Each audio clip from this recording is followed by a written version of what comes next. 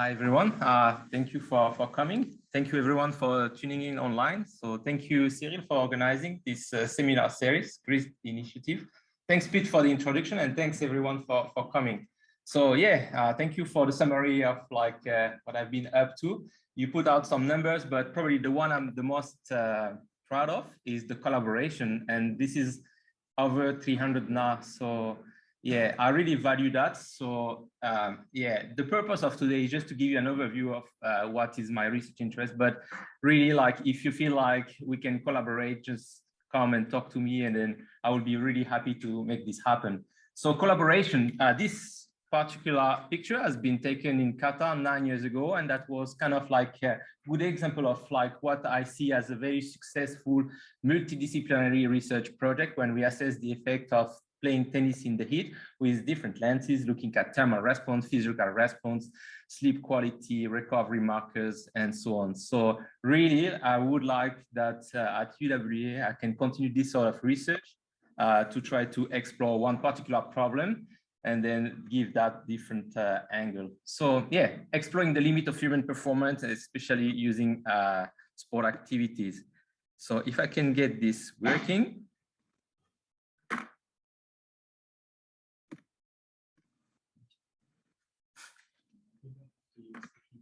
Yeah, that's what I'm trying to do. Bear with me. Okay, so now that you are here, like I like to ask you, right? Tennis, who's the greatest tennis of all time? Is it Roger? Maybe I should stop there, right? Yeah. That's it. Rafa or Djokovic? Roger, of course. Yeah. Well, yeah. Potentially. So surely there is a little bit of debate, but probably the one that is undisputed is Usain Bolt, right? And why is that? It's maybe because like he's the fastest man on earth, and there is some sort of fascination about like who is able to run as fast as possible. And let me put a bit of context in that. So this is an imaginary race where you have represented 116 years of Olympic history with the top three finisher for all of the Olympics, starting from the modern Olympics in 1896 up to the London Olympics. So Thomas Burke was the one winning at the time over 13.5 seconds. And then of course, you all know that Usain Bolt was having the gold medal in London. So it's quite impressive because if these two guys were to compete in the same race, it means that Thomas Burke will be 25 meters behind Usain Bolt when he was crossing the finish line. So this is just telling us like how much things have been improving, better athletes, but also I guess improvement in technology and the sports science support that we can provide to the athletes. Some amazing stat also is that just imagine that now the current under 8 years old would have been gold medal if he were to compete with Thomas Burke, you know, at the time, just to tell you how much things have changed. And the under 16 would have been like silver medalist in Moscow just 40 years ago. So things are improving surely. And as sports and exercise scientists, we are playing a key role here to improve performance. So today we are here to talk about environmental stress. And I think it's indisputable that more and more major competitions are organized in conditions where it's hot or conducted at higher elevation than sea level. So a good example include the Tour de France, of course. It's in July in France, it's pretty hot, but also some mountainous stage where some of the summit will be above 2,000 meters. But of course, if you look at the Olympics, in Tokyo, it was hot. It's going to be the same in Paris and then in Los Angeles and probably in Brisbane as well. Also, the Olympics in the winter is done obviously at altitude. So some of the challenge that need to be overcome by some of the best athletes. But also the football, right? In 2010, it was in South Africa that was organized at altitude. And of course, this one was quite controversial in Qatar because it was supposed to be organized in July, where in Qatar, it's more than 50 degrees Celsius in this. So with that in mind, when I was working in Qatar, we had a chance to run some study to try to understand what was really the stress imposed on those athletes and was that a good idea in terms of the popularity and the safety of the athletes to organize this event in Qatar. So this is one big study that we have been doing, where we invited European team to come to Qatar and then play a football match, either in cool condition inside the Aspire Dome, and then outdoor in Qatar, where, as you can see, it was pretty hot in September still. We measured a bunch of things during the match, and then also some tests before and then for 2 days to look at the recovery requirements. So what we observed is that the distance covered was decreased when you play in hot condition in yellow compared to cool condition. And this is mainly because the distance has high intensity and then the number of sprint is decreasing. But then it takes more time to recover. So the recovery after the sprint is longer when you perform in the heat.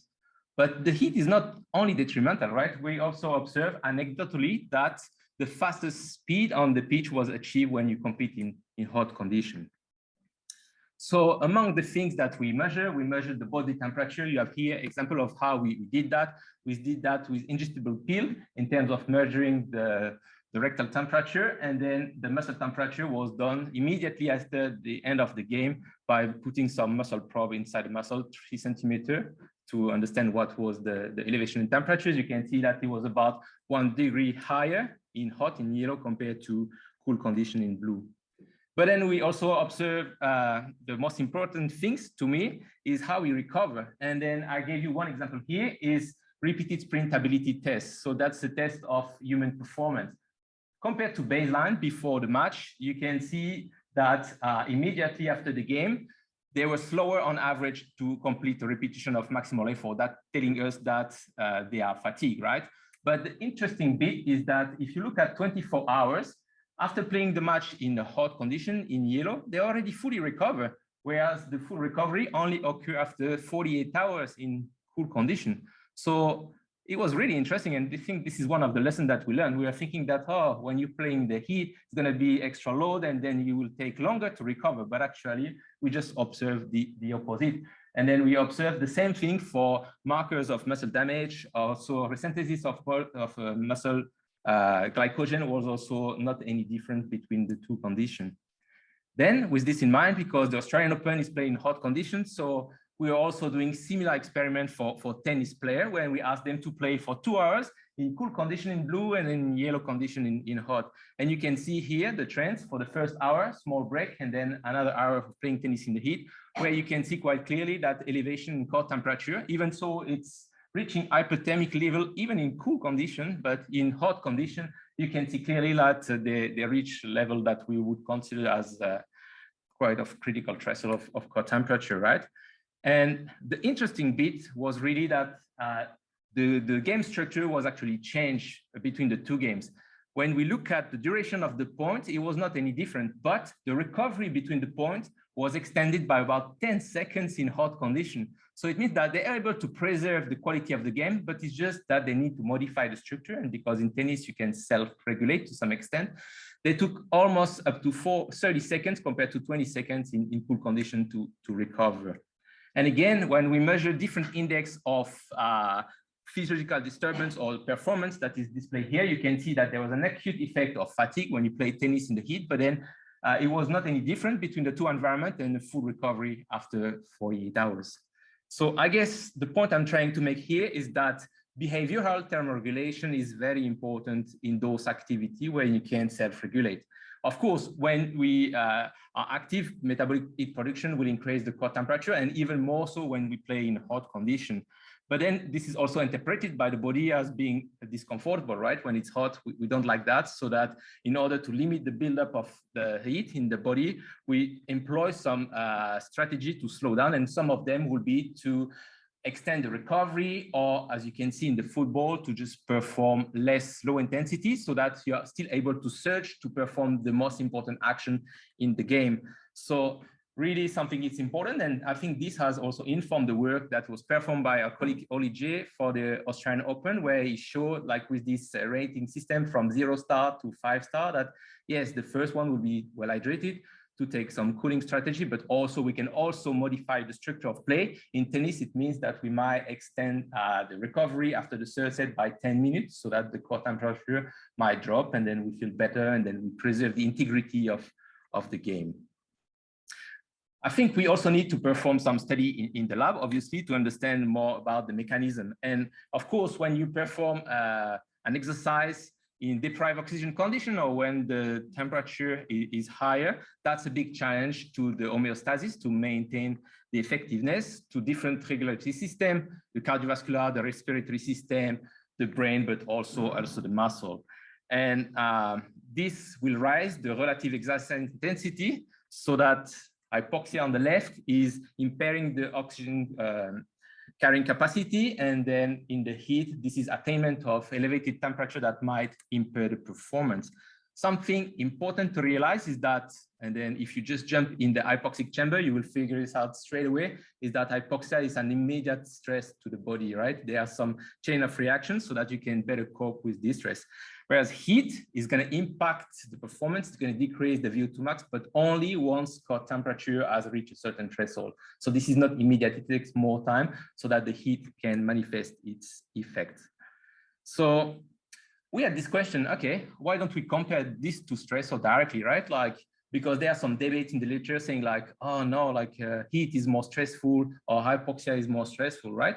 So we were like, okay, let's ask participants to perform an open loop task. So it means a task to task failure, cycling at 180 watts for as long as they can in control condition, in hot, in hypoxia, and then this one combining hot and hypoxia. And I'm sorry if the legend doesn't align, but on my computer was better anyhow.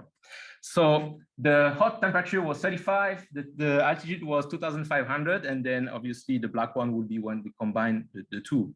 So as you can see, compared to the control condition, when you exercise in hot or hypoxia, you decrease by about 1/3. And we combine the two stressors, you further decrease. It was only 25 minutes compared to the control condition that was about an hour.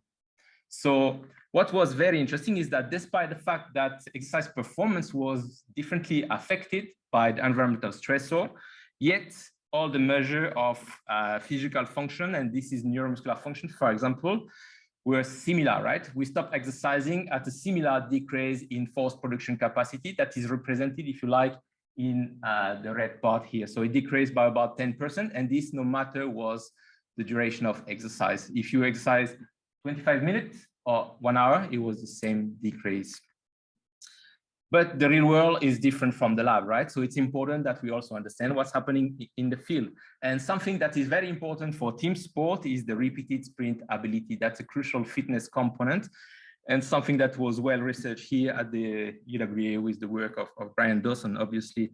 So I thought I will just give you a little bit of background to understand what is RSA or repeated sprint ability. Well, this is this ability when, if you imagine 1 bar is 1 sprint, when you repeat all out sprinting with incomplete recovery, as would normally happen in the football pitch, for example, because the recovery is incomplete, then the power that you're going to produce after each repeated effort will just decrease. And then we need to understand what caused that, right? So what determined the repeated sprint ability? Well, there are 2 components. Obviously, it depends on what you are doing during the actual effort, so the sprint performance, but also during the recovery between the efforts. So in other words, during the maximal sprinting, it relates to the energy supply and also the force that is going to be produced and applied onto the ground or to the pedal. And during the recovery, that relates mainly to the phosphocreatine, but also the metabolic waste removal. So in other words, it depends on neuromuscular aspect, but also on a metabolic aspect like energy supply and metabolic accumulation. So if we take the example of heat stress with a series of sprints, you have here represented 5 sprints that are repeated with incomplete recovery. This is why the performance is decreasing after each sprint, with yellow being with really hot, imagine 40 degrees Celsius, will be about 30 degrees Celsius in the blue one, moderate hot, and then cool condition will be, for example, 20 degrees Celsius. So what we would normally observe is that for a single sprint, actually sprint performance is going to be improved by acute heat exposure, because heat will act as a passive warm-up. It will increase the velocity of the reaction, and so we produce more explosive contraction. And when it comes to very short effort, usually performance will be improved. But then if we repeat this effort and then the core temperature is increasing, then we might be limited by the neural drive that we are able to send to the muscle. And so the slowing down in performance in yellow will be larger when you perform with excessive heat stress. And this is verified in the actual real world. If you look at this graph, this is representing for different athletic disciplines from the sprint up to the marathon. What will be the change in performance when you do that in hot condition above 25 degrees Celsius compared to cooler condition, which will be less than 25. And this is something very important to realize, is that heat is not always negative, right? For very short sprint, then in real world performer, like actually performance will be better if they are to compete in this hot condition. Middle distance, this is really the sweet spot, or there is no big difference. And then obviously, as the VO2max decrease, then the relative exercise intensity is going to be increased, and so that we slow down. So that's why for longer distance, the performance is going to be impaired in the heat condition. And for altitude exposure, this is actually pretty much the same thing. The difference, obviously, is that the better sprint performance for the short duration event will come for the reduced air resistance. And clearly, this is what was observed in Mexico City in 1968, where I was not born, but surely that was, when we are interested in maximizing human performance, this is something that was quite remarkable at the time, that the guy was able, Bob Beamon, to just jump like close to 9 meters, which like put into the context at this time, it was more than half meter compared to the previous mark, which is just like record like this are not beaten by this much. Now we're talking about centimeters, but clearly that was quite impressive. And this is something that we were aware. And of course, like athletes, they start to prepare at altitude because they knew that it's going to affect the performance, at least for the middle and long distance. But even with this in mind, you can see that the IOC was a little bit funny at this time. And then in the, I guess, like to maintain the equity between the different nations. So they have limited the time like that the team can train at altitude to 4 weeks before the Olympics. This is just like, if you imagine now, like, yeah, it's going to be hot in Tokyo, but you're only allowed to heat acclimatize for 1 week. Right. So if you're training at the same time to maintain equity but preserve health, then like you're in the middle of 2 days. So anyhow, so I guess from that time, the concept of altitude training was born and popularized. So the classical method is the live high, train high. So this is, if you imagine you go to the mountain and then you're going to spend 2 to 4 weeks there. And the main idea is to try to improve the blood carrying capacity and get better when you have to compete at the altitude elevation or when you get back to the valley. But one of the potential drawbacks is that, of course, when you are training at altitude, you cannot maintain the same exercise intensity. So in the 90s, some American colleagues came up with the live high, train low, where you still live in the mountain to get the hematological adaptation, but then you go down in the valley for some session in order to maintain the oxygen flux and the quality of the session. But here in Perth, we don't have mountain, but it doesn't mean that we cannot apply altitude training. One method that is very popular, and especially now is the development of technology, is what we call the live low, train high. So it means that you still live in your natural environment. It's just that for a few sessions during the week, you're just going to jump in the chamber and then reduce the fraction of inspired oxygen and train in this hypoxic condition to try to improve your performance. And one of the methods that have been particularly involved in trying to push is what we call the repeated sprint training in hypoxia. So this is this method where you perform all-out sprinting, as discussed, with incomplete recovery, but just that the oxygen condition in the room is going to be decreased.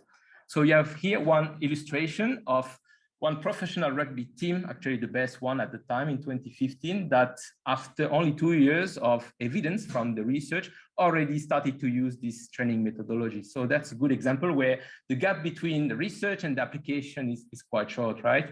So what they did is just that took the bunch of watt bike on the glacier in Teen and then just perform all-out sprinting in this deprived oxygen or lower barometric pressure actually in real altitude.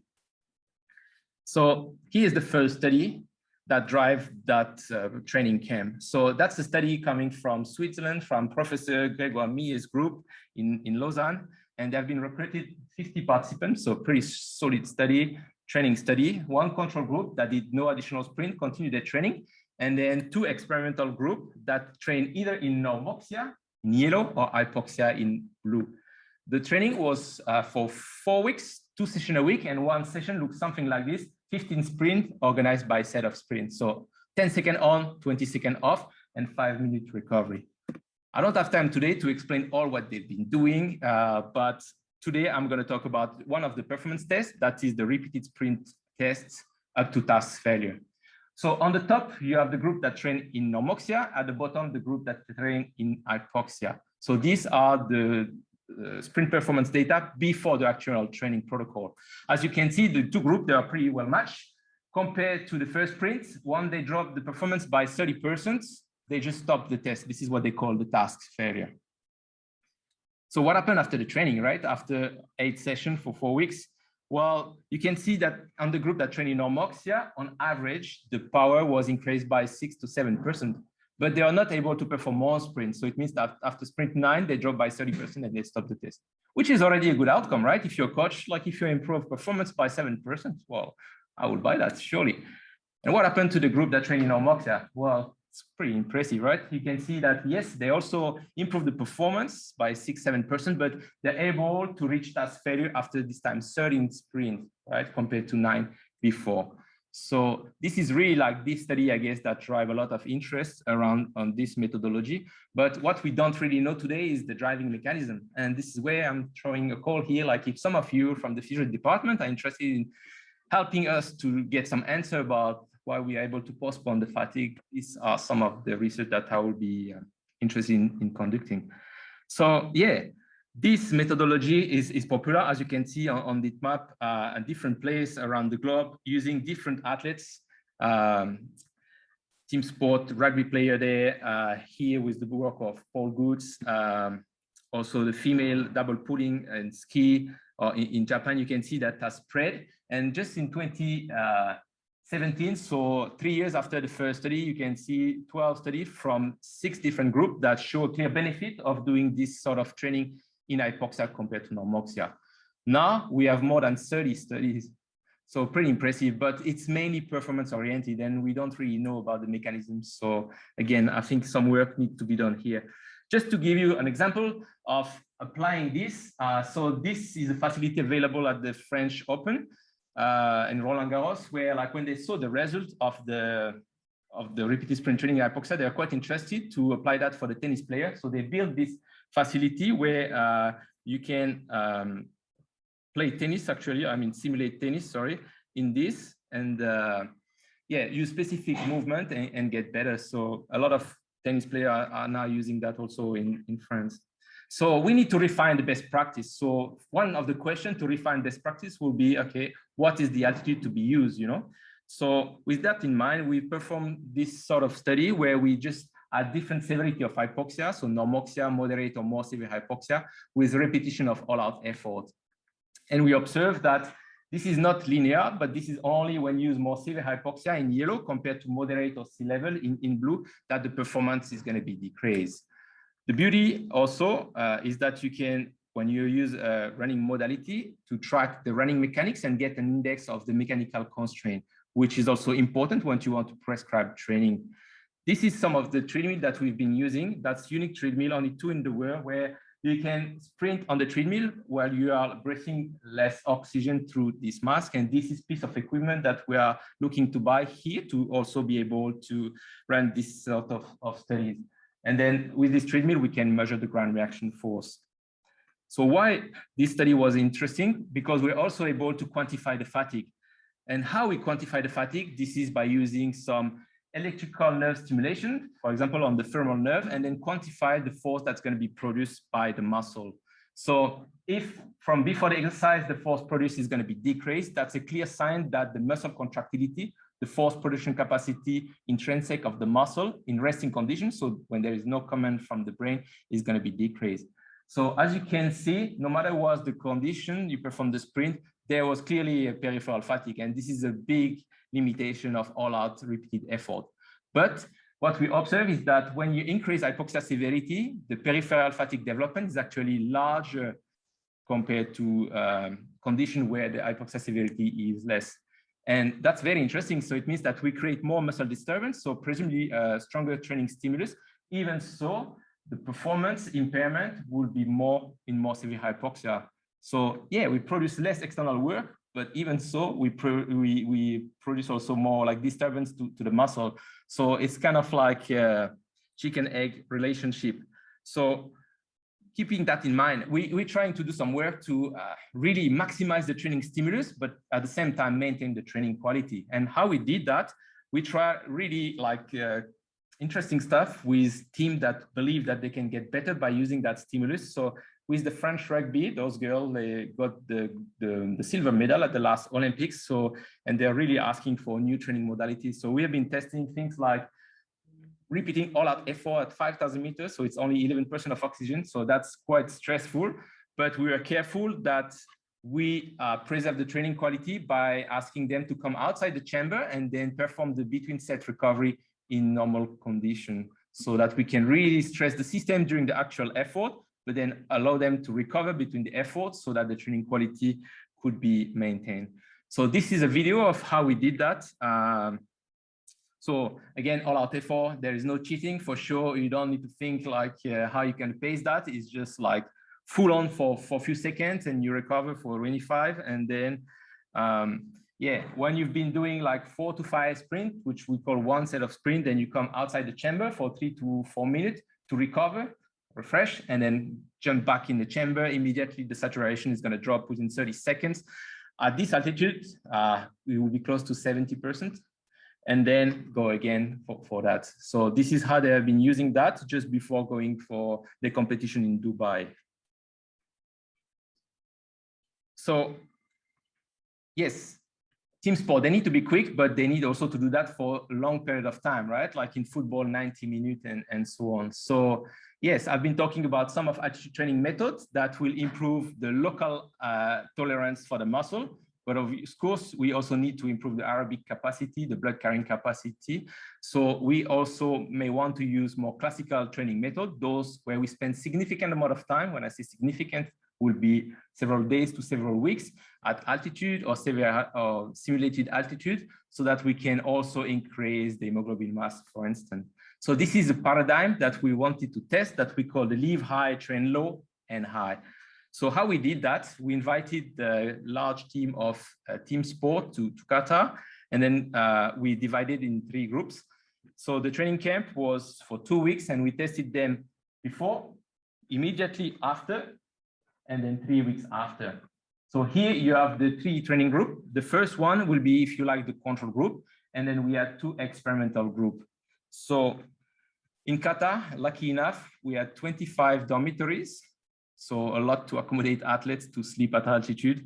So the 2 experimental groups, they sleep at hypoxia and they accumulate about 200 hours of exposure to hypoxia within 2 weeks of exposure. In terms of practice, they all train together near sea level. Qatar is like close to sea level. And then the 2 experimental groups, they also perform additional sprinting. The difference is that the group in blue, the live high, train low and high, perform the all-out sprinting in hypoxia compared to the groups in yellow that perform the additional sprint in normoxia.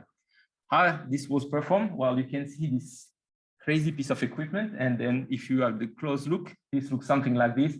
This is 45 meters long that you can install anywhere on the pool or for the team sport on the ground. And then you can see that you can control the oxygen, and then it's ecological. The athlete, they can just perform all-out sprinting on the ground in hypoxic condition and train this way. So they have been doing that for 6 sessions for 2 weeks, so 3 sessions a week, with one group doing the hypoxia and group doing normoxia. What did we observe? Well, as expected, the control group had no change in hemoglobin mass, the blood carrying capacity marker. And the 2 groups that spend 200 hours of exposure to hypoxia, you can see that hemoglobin mass will have increased by 3 to 4%, and that was maintained after 3 weeks. This is something that is expected. Hemoglobin mass, unfortunately, it takes time, and by about 100 hours of exposure, the general figure is that you can expect 1% increment. So this is roughly what we've been observing. But no difference between the sprint, hypoxia, or normoxia. Here's the performance, and this is the interesting bit. You can see that compared to before, after the camp, the 2 groups that train with additional sprinting got better, like the cumulative time was lower, but that the group in blue, that's the group that did the sprint and hypoxia, got twice larger gain in performance compared to the group that trained in normoxia. And also, they are the group that after 3 weeks were able to maintain this performance improvement, whereas the other group came back to what it was before. And to my knowledge, that's the only study that was able to collect muscle biopsy. That was quite difficult, but we managed to obtain muscle biopsy in this sample of athletes. Some of them were Olympic standard athletes. So we took muscle biopsy. We observed no change in the control group that did additional sprinting. Here are the data for the group that trained in normoxia. So anything on the right-hand side of the dot line means like you are upregulating this particular metabolic pathway. So yeah, when you do all-out sprinting, that's positive, right? You can see that like pretty much all the markers, they are upregulated. But when you look at the group that trained in hypoxia, you can see that especially for the oxygen sensing carrier and the mitochondrial biogenesis marker, you can see that especially from pre to immediately after on top, and at the bottom, this is from pre to 3 weeks after, you can see that, yes, it was some upregulation. So I think we have some clear evidence here that some of the performance adaptation are really coming from muscle adaptation. But again, to my knowledge, that's the only study that employ muscle biopsy, and then we definitely need to learn more about that sort of adaptation that might occur after this sort of training. Talk about heat. Talking about hypoxia, but how if we combine the two stressors, would that be better? Well, I guess some teams are aware of that and starting to implement combined training camp where they going to turn up the heat to increase also the tolerance in the different stressor, or just to get better in normal condition. And you can see in the literature that there's a lot of studies coming in, but also the elite athletes, and this is something that's done also at WACE with my tennis PhD, that in preparation of major competitions, such as the last Rugby World Cup, the Welsh Rugby, they have been both using heat training by going to Turkey, but also going for 2 weeks in Switzerland to also try to increase the hemoglobin mass. So in other words, try to get the best of the two worlds. So again, we have been trying to bring some answer to that question for a long time. And this is a study that, to my knowledge, that's the largest ever published with elite team sport athletes done with the French rugby, where we had different group training in different conditions. You can see the group training in the heat, obviously, with measure of the core temperature here with the thermometer there. And yeah, it's a bit complex. I will not go into the detail, but what you need to remember is that those athletes are truly elite athletes. They would train 3 times a day. So rugby practice twice a day, plus like every morning, 1 conditioning session that was either continuous exercise or repeated sprinting. It's just that we did that in different conditions, right? So here are the results. We had 4 groups. The camp group is the group that did all the intervention, but had no environmental stress. They did the continuous in 20 degrees Celsius and the sprint near normoxia. We had the heat group that had heat only. We had the hypoxia group that trained at 3,000 meters. And we had the heat and hypoxia, the lucky group, that combined the 2 stressors. And this is what we observed. And we were a bit disappointed because we were expecting that, well, the group that combined the 2 stressors, we were expecting that they will get better than the others. But in reality, we observed that if you use 1 stressor alone or the 2 stressors, there was no difference. Well, there's some good news here. Like the good news is that all groups, they improve. So it means that training is working. And this is really a good news, right? Even in this like top elite athletes, a 10 days training camp is going to improve the performance. We have represented here the VO2 max, but that was true for all the tests of performance that we've been doing. But again, I like to draw your attention on the fact that it's a lot of inter-individual variability. And then we need to be very careful when we work with athletes to look at this value, but just to consider the spread. So it means that for some athletes, it would be better just to be performing the training without additional stress. But for some, you would need to stress more the system to get more adaptation. One particularity of this study was that we used the heart rate clamp approach. So it means that we tried to get the same heart rate no matter what the training environment. And what we could figure out, and that was not something that we did intentionally, but just something that we have been reporting and found very interesting, is that when you clamp the heart rate in the heat, the power that you're going to produce on the bike is only 3/4 of what it will be when you perform the same in control condition. So that's quite cool, right? You get the same cardiometabolic stimulation because you control the heart rate. It was 70% of the heart rate reserve, but it's just that in the heat, the power that you have to sustain to reach this heart rate was much lower. So in those athletes, when you have to train during a very intensified period of training, that's probably something that you like to consider. So this brings me to the last point and the concluding part of this talk. Try to extend the knowledge again from high performance sport to try to apply that different setup, either for the injured athletes, what we call the load compromised athletes, but also for a broad range of clinical population.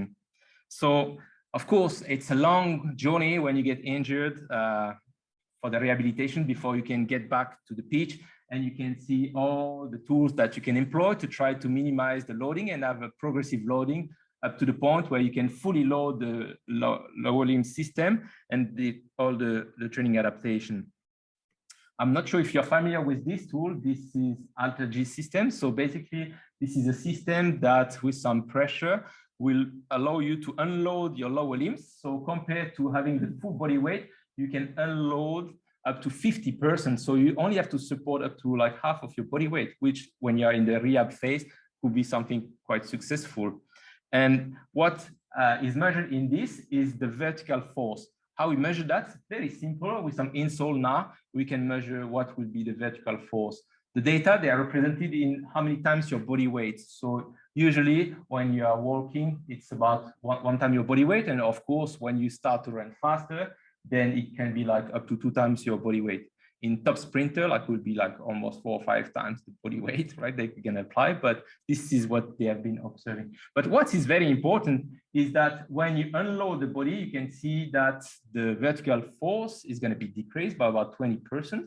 But also when you reduce the speed, the same thing is happening. So it means that if we have different combination of body weight and speed, then we can get different mechanical constraints that will be indirectly evaluated by the vertical force. So just to give you an example, for 2 times the body weight, you can run full body weight at 10 km an hour.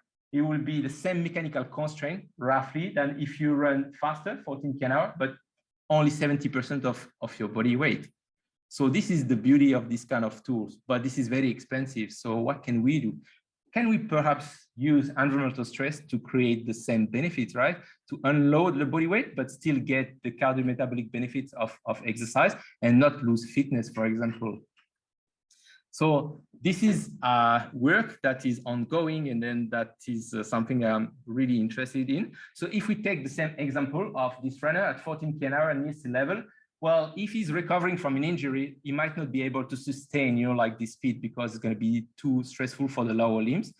So what can we do? What we can do is, well, ask them to run slower, right? Like compared to 14, just slow down, run at 10 km an hour. Cool.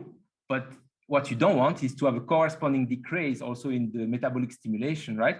What you want is to maintain the stimulations. And this is how heat or hypoxia will be very useful. Yes, we can reduce the treadmill spill, but then with hypoxia, with the stress that's imposed on the body, it means that we might be able to run actually with the same heart rate, but less mechanical constraints. So this is where this is becoming very interesting. These are studies that I've been doing in Malaysia. This is instrumented treadmill, the Bertec one. Obviously, we have one Bertec treadmill here, and then we are trying to work hard to try to fix that. So hopefully, once that's fixed, we can run this kind of studies back in our biomechanics lab. So yeah, clinical population. When you're overweight, when you're suffering for osteoarthritis, osteoporosis, ambulation might be painful, right? And if it's painful, then you might not engage in exercise because this is not particularly pleasant, right? So something that we might want to do is just to limit the mechanical constraints. So ask this lady to just walk slower, but then by using hypoxic exposure, we can rise the stress on the body and maintain the cardiometabolic stimulation that will be needed to get the benefits of exercise. So this is really some work that I'm really keen to be doing. And yeah, we have a lot to learn from the psychologists, and the king one is obviously Freud. And I like to use his analogy of the iceberg here to say that, yes, elite sports is important. This is something that I'm personally interested in, and the high performance sport group, surely. But what's under the ocean? Well, what's under the ocean? This is the therapeutic use of hypoxia. And I think we can apply some of the knowledge that we learned from the elite athletes to some of the diseases to try to improve the condition even better. So decrease the blood pressure, improve the blood profile for type 2 diabetes, for all the adults to better manage the explosive force that is well correlated with the risk of falling. Some fascinating research with the spinal cord injury to increase the corticospinal tract excitability that we can assess with transcranial magnetic stimulation or with obesity to better control the weight, in addition to obviously the rehab. So I know that in this room, few students are working on that topic, and then we are very keen to extend that and improve the best practice, but also at the same time to get some mechanistic answer about what this might be working. So this is my conclusion.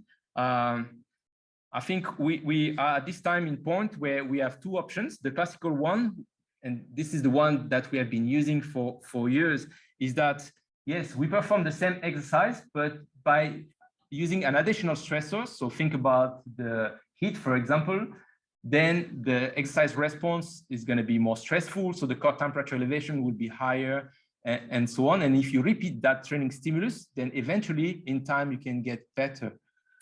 But the new view is that maybe we don't need to do more work. We don't need, because like it's not pleasant, and for some clinical population, this is not something that is achievable. So what if we just perform the same exercise intensity? Let's think about the heart rate, right? We exercise at the same heart rate or at the same perceptual response, like with the rating of perceived exertion. But it's just that with hypoxia, we can do that at a lower running speed, walking speed, or power that you produce on the bike. So I think there is an opportunity here to work as a broad group of physiologists, biomechanists, also like psychologists, to understand also like how pleasant is the exercise and so on. And then using this transdisciplinary and holistic approach to try to bring some answer for the patient so that we can improve the exercise tolerance. Right, so that's it for today. So again, thank you for engaging, and hopefully this will lead to some cool research that we can run together. So thank you.